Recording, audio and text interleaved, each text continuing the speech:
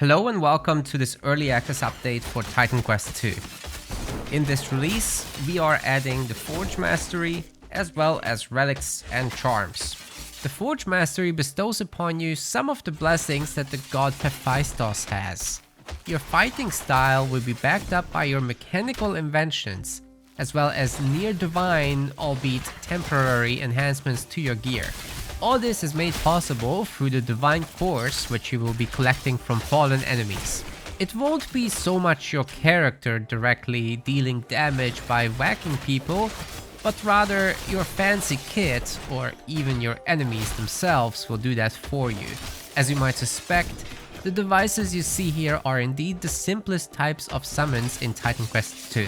We are currently working on fully fledged summoned creatures that will accompany you, but aren't yet ready to share details. Stay tuned for all our masteries, including Forge getting expanded further in the coming months. Back to Forge though. With many of your abilities costing divine cores, we can very easily create natural synergies by utilizing energy-based abilities from other masteries. For this Forge and Storm character, let's demonstrate this by sporadically using Ice Nova and Cyclone where needed. This will keep the enemies where we want them and allow our Blade Trap or Sentry to deal with mobs and tougher single enemies respectively. Both our turrets are modified with Elemental Infusion. In this build, that means that using Ice Nova or Cyclone will add some cold damage to the next turret's damage profile. This would also work with Lightning or Fire abilities. There's limited activations for the turrets, so increasing those and triggering them faster is something you can't go wrong with. Watch out though with positioning, as both turrets can be destroyed by enemies. With that in mind, a big fiery boom at the end can't hurt, right? Well, as long as it's your enemies getting hurt, it's all good. Okay, so we have a pretty good basic setup, but might still be on the struggle bus if we get ganged up on. Luckily, Forge has you covered here. Let's become an absolute unit. The Ironclad ability will engulf you in that divine armor I mentioned. Shiny. This will eat away at your divine cores and movement speed, but it's definitely worthwhile.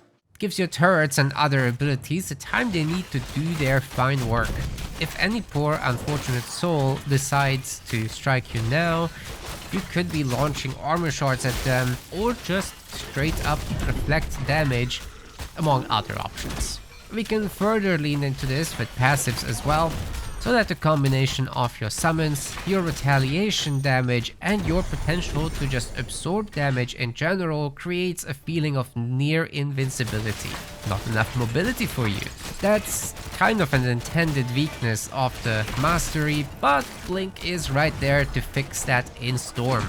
After all, we do want to encourage you to seek synergies. That said, even Forge has a little to offer you, at least in the form of chains.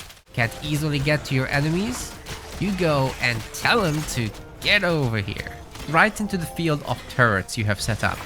At highest levels, you can add further to your tanking potential with the Tempered Arsenal aura, and place a force field to buff yourself and your devices and nerf enemies.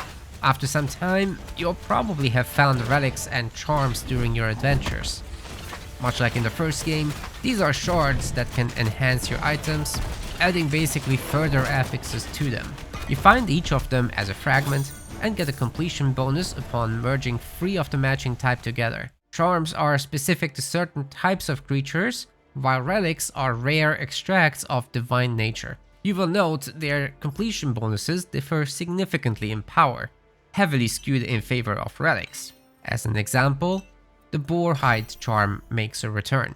It boosts your might, pierce armor, and if you get all fragments, your bleeding resistance and summon resistances as well as a completion bonus. Zeus's Thunderbolt is also a returning relic, but it's been supercharged. In general, most relics are quite different to their original counterparts. It increases attack and cast speeds a bit and hugely boosts your lightning damage. The completion effect is occasionally quite impactful. Your first hit on a non-boss enemy has a small chance to instantly kill it. This should make a huge difference in some fights and encourage the usage of your weapon attack to try your luck on stronger enemies. Another relic is Hestia's Cinders.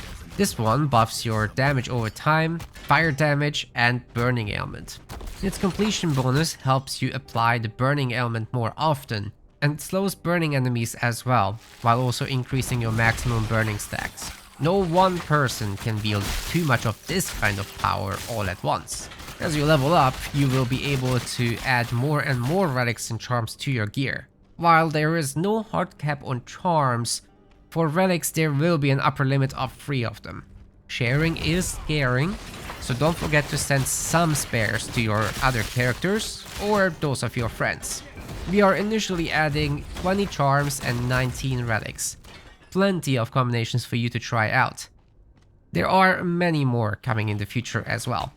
We can't wait to see what kind of builds you come up with. Please share your feedback as always. It will help us make Titan Quest 2 the best it can be.